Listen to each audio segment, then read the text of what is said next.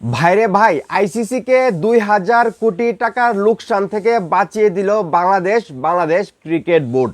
আপনারা ঠিকই শুনতেছেন, আইসিসি কে প্রায় ২,০০০ কোটি টাকার লোকসান থেকে বাঁচিয়ে দিল বাংলাদেশ ক্রিকেট বোর্ড।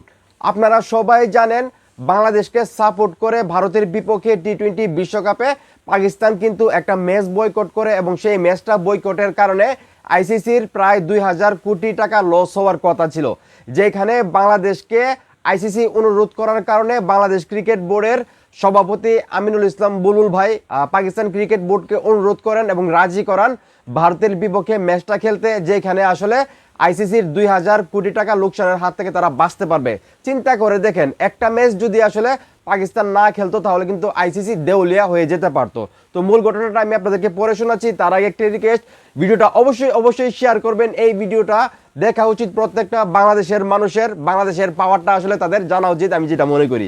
তো এখানে বলা হচ্ছে, 15ই ফেব্রুয়ারি ভারত পাকিস্তান ম্যাচ বাতিল হলে আইসিসির সম্ভাব্য ক্ষতির পরিমাণ হতো 17,40,00,000 যা বাংলাদেশি মুদ্রায় প্রায় 2,120 কোটি টাকার সমান। চিন্তা করে দেখেন ভাই, এই ক্ষতি হলে শুধু আইসিসি নয়, ক্ষতির প্রভাব পড়তো সদস্য দেশগুলোর আয় বন্টনের উপরও।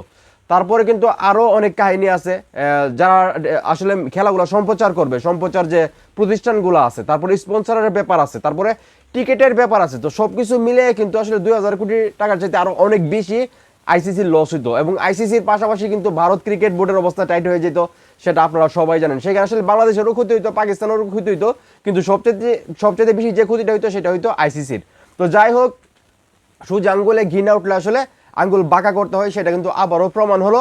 বাংলাদেশ এবং পাকিস্তান টি-20 বিশ্বকাপ বয়কট করে যে আলোড়ন সৃষ্টি করলো, যে নজির সৃষ্টি করলো, আইসিসিকে এবং ভারত ক্রিকেট বোর্ডকে যেইভাবে নিজেদের পায়ের তলায় এনে ফালাইলো, এটা কিন্তু আসলে ইতিহাস সাক্ষী থাকবে যুগের পর যুগ, আমি যেটা মনে করি।